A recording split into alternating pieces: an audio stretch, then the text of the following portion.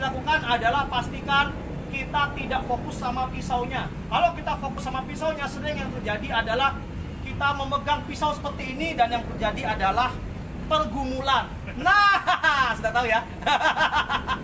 Refleksnya langsung keluar tangan satunya. Begitu kita kena boom seperti ini udah lepas, dia akan langsung kena tusuk. Jangan pernah fokus sama pisaunya, karena itu berbahaya. Karena ingat, lawan itu tangannya dua, bukan satu. Satu pegang pisau, satunya free. Ketika pisaunya dipegang, dia pasti akan boom, langsung tusuk. Oke, apalagi dia orang yang sudah terbiasa dengan menodong. Sehingga ketika kita todong pisau seperti ini dan dia lebih dekat, pastikan pisau ini hilang dulu dari tempat kita. Sehingga jangan pernah bawa pisau ini ke samping. Ini bahaya, ini malah kita kebeset nanti. Ketika seperti ini, bawa pelan ya, bawa pisau ini ke depan. Baru setelah itu ini pukul.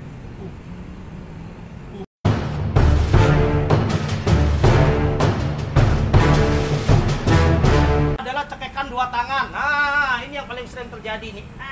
Gitu kan? Apalagi Anda sedang bertikai terus Anda dicekek, entah berada posisi di bawah atau posisi di atas. Konsepnya tetap sama. Jangan pernah ini kan ininya. Karena kalau dia cekeknya kencang, suaranya beda kan. Nah, ketika dia cekek dengan kencang, ini tidak ada manfaatnya. Yang harus Anda lakukan adalah sama ininya harus dihilangkan. Ketika dia cekek dengan kencang cekek. Nah, yang dilakukan adalah ini turunkan saja ke bawah, lihat. Hilang langsung. Langsung hilang, bisa dipukul, bisa didorong. Oke. Itu menghadapi cekikan. Oke, berikutnya yang terakhir adalah bekapan. Nah, ini yang terakhir. Yang paling sering terjadi adalah di bekap. Nah, ini tangannya kuat loh guys. Ketika dibekap jangan seperti ini. Kita nggak lagi bermesraan guys, yang kayak gini-gini. Sayang gitu ya. Kita bawa bercanda aja ya guys. Jadi ketika kita dibekap seperti ini, kita harus tahu bahwa ini harus lepas. Oke? Ketika dia kuat seperti ini, cara yang paling mudah, mundur sedikit mas, kita mundur bersama-sama ya. Cara yang paling mudah ketika dibekap seperti ini menggunakan metode Wing Chun dalam konsep Siu Nim Tao. Dari tangan seperti ini kita cuma tinggal cukup naikkan siku aja ke atas, dia udah hilang. Otomatis pasti hilang dan dia merasakan sakit, benar nggak? Sakit sekali ketika dia seperti ini. Nah, dia bekap saya seperti ini, saya cuma tinggal naikkan siku saya ke atas, dah hilang. Ketika dia hilang, Anda bisa pukul seperti ini atau Anda bisa langsung lari aja. Oke? Itu ketika kita berbicara tentang ancaman. Wah, udah berapa menit kita ini? Kita live. Wah, ada 18 menit. Itu yang nomor satu guys, ketika kita bicara tentang melawan kejahatan. Kemudian kita akan bahas mengenai nomor 2, ini yang lebih seru. Penodongan pisau. Spesialis pisau siapa? Spesialis pisau. Spesialis pisau. Don't ever do this at home ya. Ya terserah bisa sama aja. Oke, ya, yang pertama adalah yang sering terjadi adalah pisau depan ya. Ini pisaunya agak panjang, anggaplah. Ya bebas lah yang mana ya, pisau itu aja deh ini. Ya boleh itu aja deh. Ya. Ini aslinya pisau beneran, tadi udah habis dipakai latihan. Jadi yang pertama sering terjadi adalah penodongan depan. Guys, ketika kita bicara tentang penodongan, jangan pernah punya imajinasi untuk mengambil pisau. Ini berbahaya. Karena begitu kita ingin mengambil pisau, yang terjadi adalah bunuh diri. Jadi apalagi pahami psikologis, ketika orang menodong kita, maka yang terjadi adalah mereka gugup, saya pun gugup. Ketika orang gugup, maka yang terjadi adalah sedikit saja dia melihat yang namanya keanehan ya atau kecurigaan, maka secara refleks dia akan langsung melakukan tusukan. Itulah psikologis. Kenapa banyak penodong masuk penjara karena pembunuhan, sebenarnya bukan karena membunuh. Karena secara refleks yang ditodong itu melawan gitu kan. Nah, cilakanya adalah sebagian besar orang ketika ditodong kasih aja uangnya gitu. Kasih aja uangnya. Ya itu kalau kita nggak pegang uang di dompet. Bayangin kalau kita pegang uang di dompet dan uang itu kita butuhkan untuk sesuatu yang sangat-sangat urgent perlu, seperti entah keluarga yang sakit dan lain sebagainya. Karena Anda biasanya jarang ditodong, apalagi penodong yang serius, jarang ditodong tanpa diikutin, biasanya seperti itu. Ketika terjadi penodongan, jangan pernah bermimpi untuk menghilangkan ini. Ketika kita bicara tentang penodongan, yang paling penting adalah kita melumpuhkan lawan sehingga ininya hilang. Jadi pastikan ketika kita ditodong, pastikan pisaunya ini tidak berada di depan badan kita sehingga kita lebih gampang. Biasanya kalau ditodong agak di bawah sini ya, biar nggak kelihatan.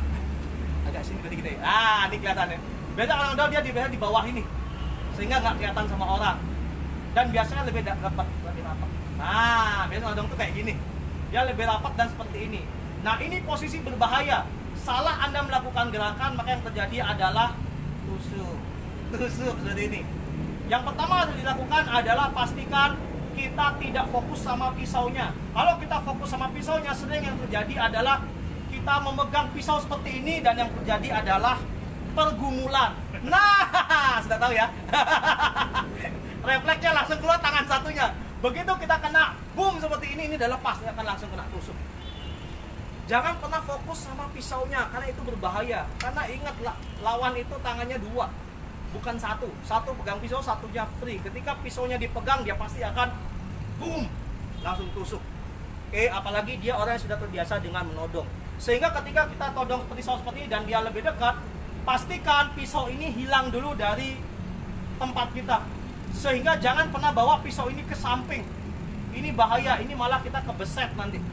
Ketika seperti ini, bawa pelan ya, bawa pisau ini ke depan. Baru setelah itu ini pukul. Boom. Boom. Dan ini tahan terus di sini. Nanti kan dia bisa seperti ini gitu kan. Akan bisa seperti itu kalau Anda hanya tekan seperti itu, terus Anda cuma ketawa-ketawa sama dia. Tapi beda halnya ketika Anda setelah Anda melakukan ini, boom, ini langsung masuk, boom.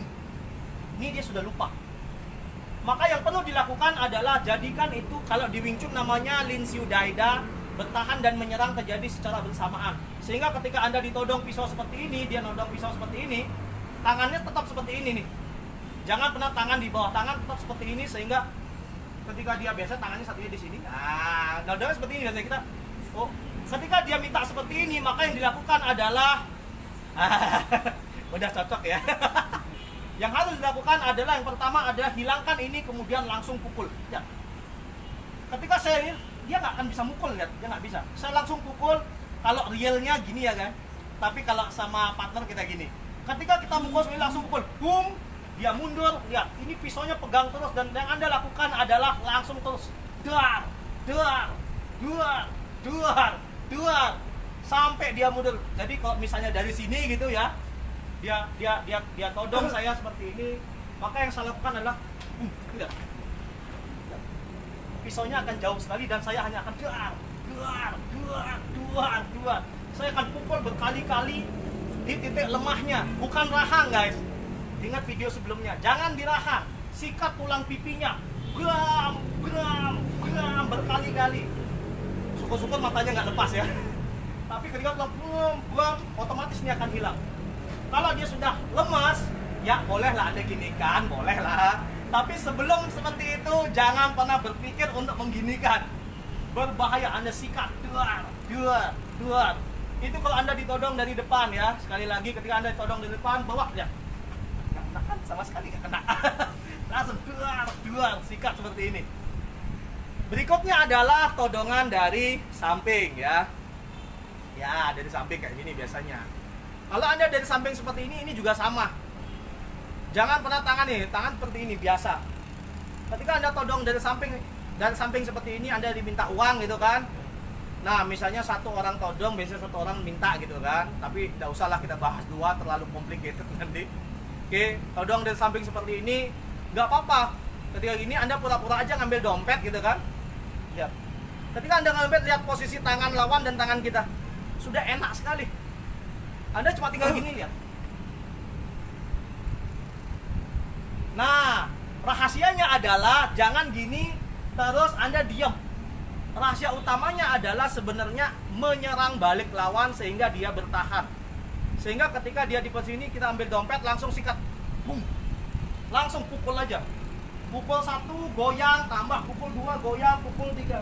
Ketika orang kena pukul 2, 3 kali, dia pasti lepas. Pasti lepas. Sikat, duar, sikat terus. Sampai dia jatuh.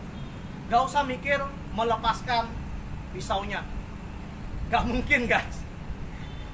Binder dander. Berikutnya adalah dari belakang. Nah, ini juga sama. Dari belakang, ketika dari belakang, nah Anda nggak tahu seperti apa. Nah, udah ketahuan tuh. Dia pasti nodongnya pakai tangan mana, gitu kan? Ya kan? Atau kalau Anda masih bingung pakai tangan mana, Anda gini aja. Oh, tahu tangan kanan kan? Iya, kan udah pelan. Anda refleks aja ketika ditodong. Refleks pura-pura kejut, guys. Refleks pura-pura kejut sehingga Anda tahu tangannya mana, kanan atau kiri. Oh, tangan kanan, langsung tahu. Karena kalau tangan kiri udah kelihatan, begini nggak kelihatan. Oh, dari tangan kiri gitu kan. Toleh aja kanan sekali, Anda akan tahu tangan kanan atau tangan kiri yang megang pisau. Kenapa harus ditoleh? Karena perbedaan tangan memegang pisau menentukan perbedaan gaya kita dalam melakukan counter. Kalau dia tangan kanan yang pegang pisau, maka counternya adalah ke kanan kita. Karena kita harus bawa tangan ini, karena dia gini aja.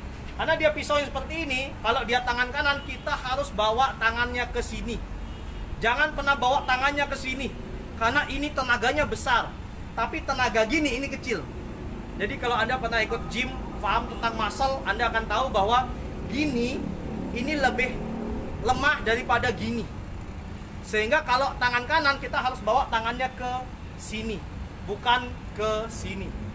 Disitulah kenapa kita harus lihat dulu tangannya. Karena kalau misalnya kita salah, kita kepedean gitu kan. Nah, saya diajarinya di tempat latihan seperti itu gitu kan. Ketika Anda membelok ke sini, oh, belum mulai udah ketusuk. Kerasa tusukannya kan. Yang dilakukan adalah ketika Anda sudah lihat, oh tangan kanan, oke, dompet ya, oke, kasih.